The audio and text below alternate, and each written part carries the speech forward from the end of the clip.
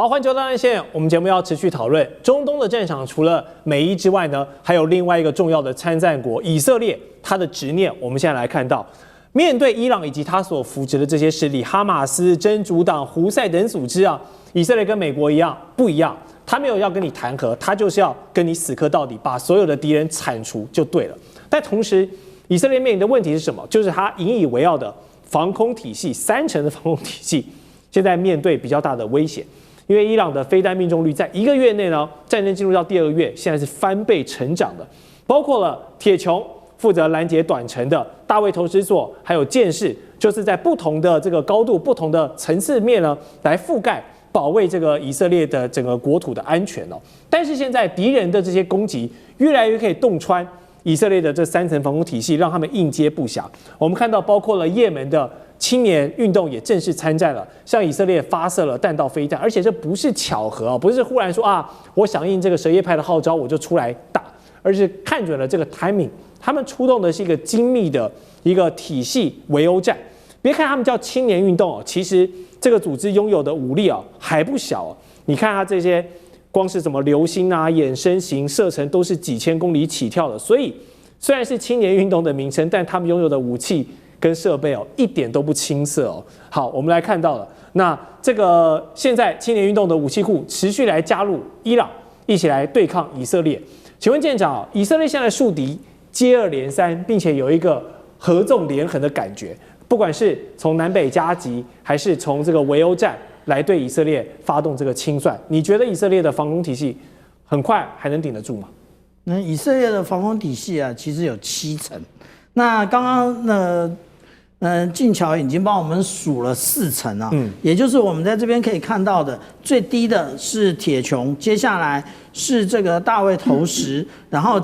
大衛投石的這個部分呢，也就300公里，接下來就是1000公里的箭矢2式跟2000公里的箭矢3式。其實這一種概念原來是完美的。那我們如果來看圖片的話，這就是鐵穹、大衛投石、箭矢2式跟箭矢3式。但是這是一個什麼概念？這個是一個精確打擊的概念。可是現在，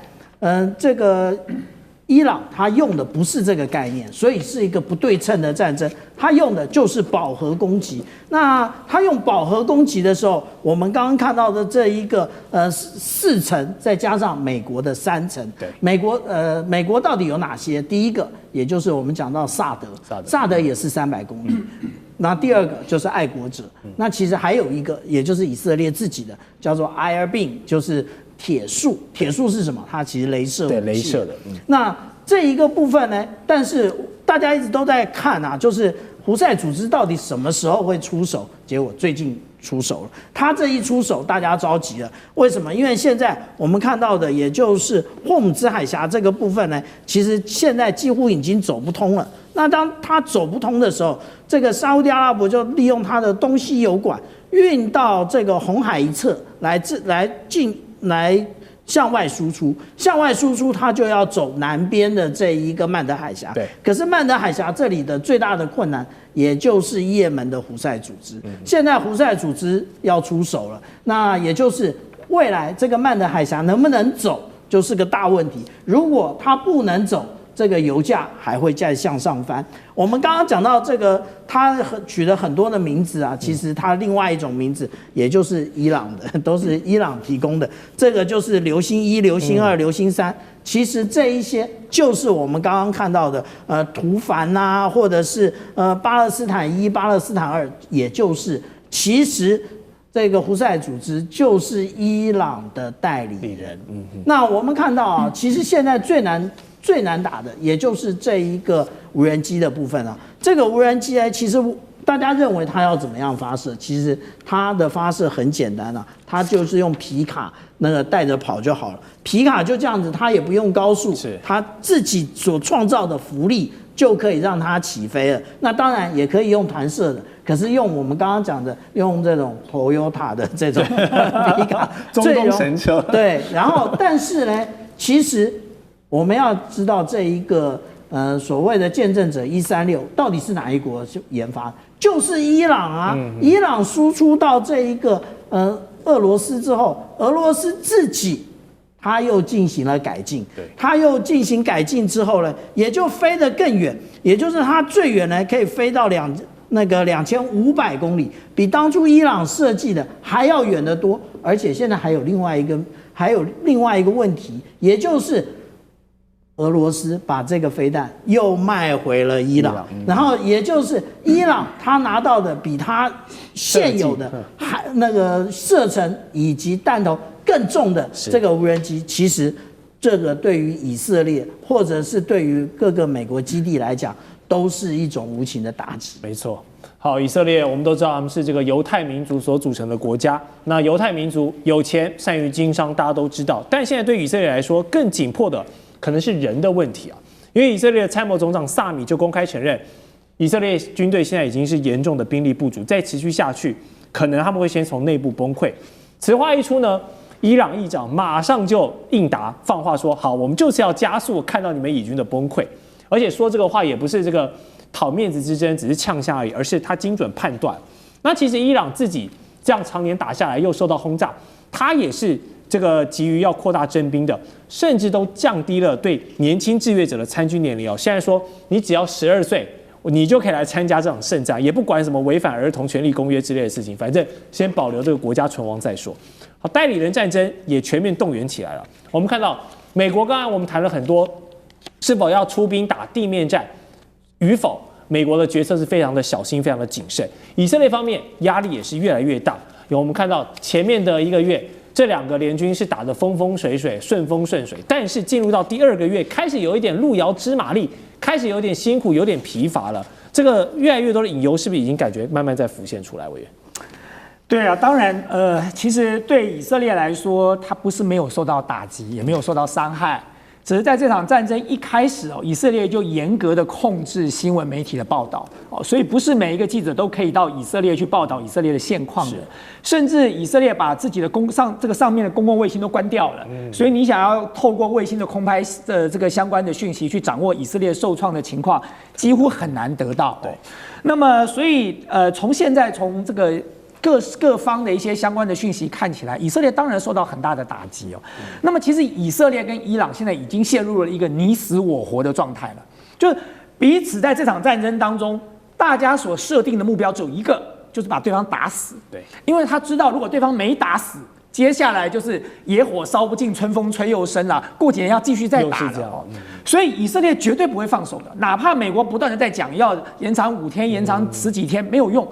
以色列的攻擊每天都在攻擊啊，擴大攻擊，全面攻擊，他就是怕美國忽然抽手了，他沒把伊朗打死了，所以趁現在美國還沒抽手之前，拼了老命在打。那對伊朗來說也是如此啊，伊朗如果不把以色列轟平哦，那麼對伊朗來講，它不是伊朗的問題了，還包含黎巴嫩真主黨，還包含也門胡塞武裝組織，還包含巴勒斯坦建國的問題，這些問題其實都是伊朗的。希望在這場戰爭當中能夠徹底得到解決的，所以伊朗不斷地強調說，這場戰爭它的目的是什麼？把美國趕出中東，然後讓以色列從此把以色列打趴。其實如果大家仔細看一下中東這個局，真正的亂源是誰？是以色列。以色列如果好好的讓巴勒斯坦建國，他不要去屠殺加沙，他不要在屯墾區去修理這個約旦河西岸的這些巴勒斯坦的這些居民來說的話，那麼沒有真主黨啊，真主黨沒有理由要打他的，胡塞武裝組織也不用惹到他的，所以其實這些東西都是針對以色列，而最主要的原因都是針對巴勒斯坦的這個問題嘛。所以其實我看到這一點哦，你會覺得這個中東的這些國家很沒用哦，就明明都是回教徒，那麼當巴勒斯坦這群人在被修理、被屠殺、被這個種族滅絕的時候，你這些阿拉伯國家到底在幹什麼啦？哦，那麼你們跟美國站在一起，你們享樂過好日子，這吃香喝辣的。但是真正在這裡作戰的，你最後看到的是誰？看到的是伊朗，看到的是真主黨，看到的是這個胡塞武裝組織哦。這世界上有恐怖分子總是有道理的，就是在這幾年裡頭，我們終於應該領悟到一個狀況了。大家以前覺得說恐怖分子從天上掉下來的壞蛋，可是接下來你會發現說，為什麼會變成恐怖分子呢？他終於有他的道理，這個仇恨是怎麼存在的？所以其實在這場戰爭裡頭，伊朗哦，對以色列來說，他是不會手軟的。那在這個過程當中，就是比誰先垮嘛。那我說過，伊朗跟以色列這個相比啊，伊朗比以色列大，人比以色列多哦。那麼，而且除非今天美國要打地面戰，那麼你說以色列要徹底打趴伊朗，幾乎是件不可能的事情。還不要講說它背後可能還有中國大陸跟俄羅斯做相關的支援了。所以，如果這場戰爭無窮無盡的打下去，如果美國真的抽手了，那就等着以色列被打趴吧。所以刚刚委員幫我們分析哦，其實這場戰爭不要看忽然在2026年這樣爆發起來，其實已經是前幾年，包括以色列、包括巴勒斯坦，在加薩這樣政局下累積的新仇舊恨，在今年一次又再算清楚而已。好，另外全世界的能源跟航運貿易的真正大旗，我們也要聚焦到海上，因為現在2大的這個海運咽喉都拉警報了，包括北邊的荷姆茲海峽，包括南邊的紅海入口的曼德海峽，現在都可能受到這個青年運動已經揚言我們要加大了封鎖。我相信這已經不但是全球能源，包括美國、包括以色列的痛點，是全世界的消費者，包含我們桌上4位都已經感受到，大家現在去加油，這個油錢都變貴了。所以，如果伊朗這2大咽喉都被伊朗拿來做威脅，然後施壓美國跟以色列，我們有觀察到，會不會有更多的勢力開始不滿，跳出來跟美國還有以色列說，收手吧，阿祖，不要再搞下去了，真的已經世界大亂了。老師覺得美以真的會就此退步嗎？我覺得美國跟伊朗之間的這種對立現在看起來在步步升高。对，還在升高。那尤其是在荷姆茲跟曼德這2個，你剛剛提到的，就是說2大咽喉其實也的的確確，它一個是佔控了20%的油跟天然氣，另外一個是，你如果要繞到非洲的好望角，大概要多10天到14天的航程，所以時間以及金錢這個是一大影響。但是呢，美國跟以色列對伊朗，他現在如果停下來的話，以色列能確保他未來自己本身的安全嗎？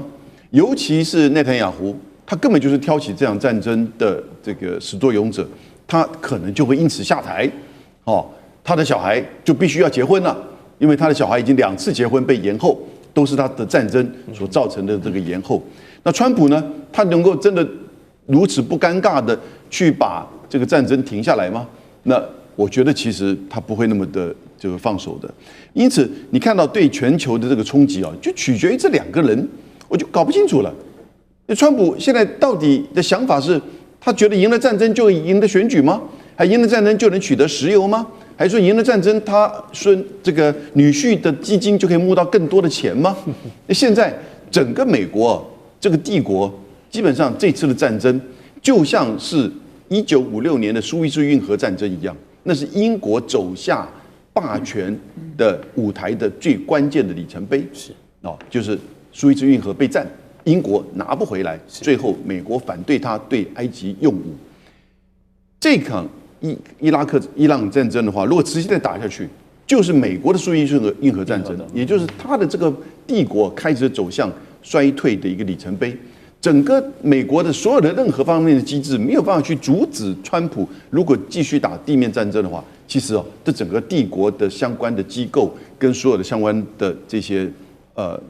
從媒體到政黨到法律，其實都可能會被川普帶向帝國瓦解的方向。是，好，謝謝楊老師的分析。確實，美國在1戰、2戰累積出來的龐大籌碼，建立起了這個家業，會不會就在這場不必要的中東戰爭而敗光呢？我們要持續觀察。待會視角要從中東戰場回到美國本土了，有越來越多的美國人認為這場不必要的戰爭已經徹底的惹惱國內的情緒，將近1000萬人走上街頭，告訴你，美國不要國王，不要昏君 ，No King States。這個無王日有哪些話題？我們稍後回來。地缘政治、美中之爭、戰略價值、強權崛起、小國生存。